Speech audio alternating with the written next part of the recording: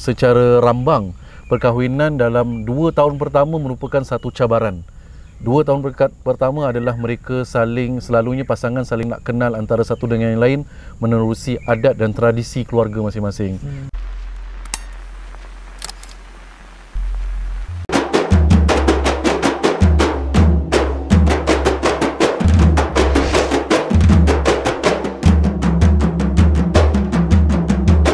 Assalamualaikum warahmatullahi wabarakatuh. Apa khabar para penonton yang dirahmati Allah sekalian? Bersama dengan saya Ustaz Zuhdi, iaitu Senior Eksekutif Dakwah Masjid Al-Iman. Kan? Assalamualaikum warahmatullahi wabarakatuh. Formal sangat. Assalamualaikum pula. Ustaz Zuhdi, penjam celik dah berapa tahun dekat Masjid Al-Iman? Okey. Alhamdulillah, saya bertugas dekat Al-Iman dah daripada 2016 kan. So maknanya tahun ni merupakan tahun 2021. Jadi memang dah genap lah, dah 5 tahun saya bertugas berkhidmat di Masjid Al-Iman lah. Alhamdulillah. Kalau nak ikut betul-betul exact date is 1 Februari. 1 Februari semalam. Kita tak boleh bilang sebab so 1 Februari. Alhamdulillah, Ustaz Zuhdi dah mendirikan rumah tangga. Dah berapa tahun Kalau ikut tahun 2017 kahwin, bermakna dah 3 tahun lah. Tahun ni merupakan nak masuk tahun yang keempat lah, insyaAllah. Tahun keempat, Alhamdulillah. Jadi pada hari ini dan kali ini, para penonton sekalian, kita nak bincangkan ataupun kita nak kongsikan sedikit sebanyak mengenai tentang bila kita mendirikan rumah tangga, dalam masa yang sama kita mempunyai keluarga yang baru. Maknanya dia, kita akan mempunyai keluarga sebelah isteri kita, dan begitu juga dalam masa yang sama kita juga mempunyai keluarga kita sendiri. So untuk kita zoomkan topik kali ini, bagaimana kita nak memberikan masa ataupun apakah peranan kita walaupun kita sudah bernikah, kita sudah berumah tangga, apakah peranan kita kepada ibu ayah kita, dan juga apakah peranan kita kepada ibu dan mertua kita. Peranan seorang anak menjaga hak ibu bapa, jawapan dia memang common lah. Kalau kita nak tengok daripada segi agama, kita tahulah jawapan dia lah, iaitu kita menjaga nafkahnya, kita menjaga kebajikannya, kita menjadi anak yang adil lah. Terutama sekali yang adil ni lagi penting sebab kita ada dua belah pihak lah, ibu ayah kandung kita dan juga ibu dan ayah mertua kita. Tapi kalau ikut pengalaman saya kan, saya ni kira buat masa sekarang ni masih tinggal dengan ibu dengan ayah mertua. Jadi kalau ibu dengan ayah mertua, bila kita tinggal kat rumah dia, bermakna kita lebih banyak spend time ataupun kita luangkan masa dekat dengan mereka, lebih daripada ibu dengan ayah kandung lah.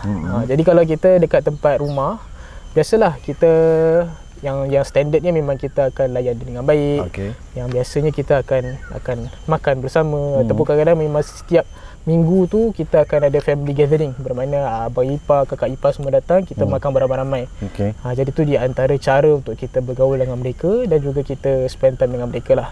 Tapi untuk mak dengan ayah kandung tu yang jarang sikit berjumpa sebab dah tak tinggal sama-sama kan. Dulu kita tinggal sama bertahun-tahun, tiba-tiba dah lepas nikah, dah lepas kahwin, kita kena keluar daripada rumah, pindah rumah isteri dan sebagainya.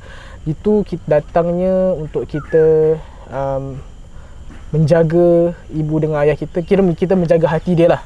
Sebab mereka akan terasa, sebab kita dah bertahun-tahun, 25 tahun lah saya kahwin, umur 25 tahun. Jadi bermakna 25 sekarang tahun. Sekarang umur berapa ni? Sekarang rahsia lah. Rahsia.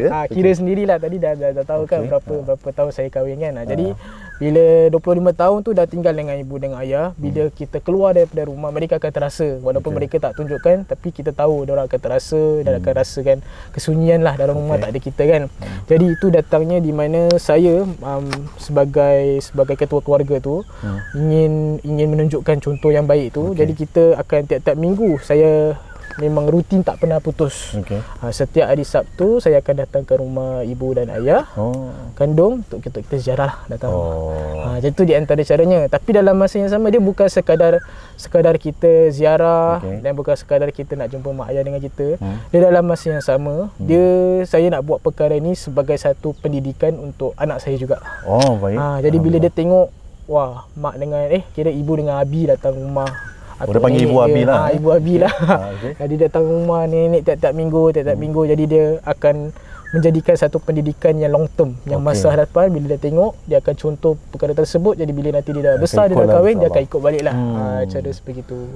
Itulah sedikit sebanyak cara yang untuk kita. Jadi maknanya boleh kita rumuskan bahawasanya Ustaz Zudi apa kata orang tu, merapatkan ataupun tips yang boleh dikongsikan bila kita dah mendirikan rumah tangga tu, kita boleh merapatkan hubungan kita, keakraban kita dengan keluarga sebelah isteri ataupun sebelah pasangan kita yang baru kita mendirikan rumah tangga itu dengan gathering lah.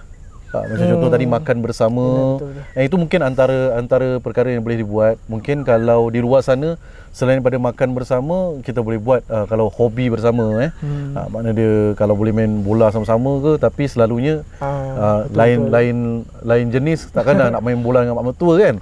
Jadi makin macam cari aktiviti ataupun common benda yang boleh bersama.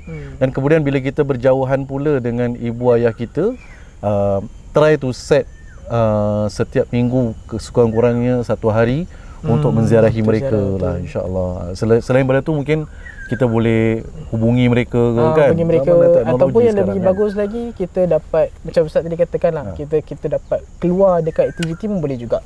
Sekurang-kurangnya keluar pergi makan pun dah kira dah bagus lah, dah best lah keluar makan dengan family.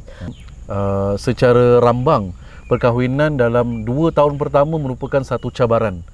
2 tahun pertama adalah mereka selalunya pasangan saling nak kenal antara satu dengan yang lain, menerusi adat dan tradisi keluarga masing-masing. Jadi macam kita dah sampai pada 4 tahun ni, mana dia alhamdulillah ini satu benda yang telah ditembusi dengan secara baik. Kita doakan semoga rumah tangga Ustaz Zudi berkekalan hingga ke akhirnya insya-Allah, dan berbahagia bersama dengan ahli keluarganya. Okey, sampai kita bertemu lagi dalam siri yang selanjutnya. Jangan lupa like dan share sekiranya video ini bermanfaat bagi anda.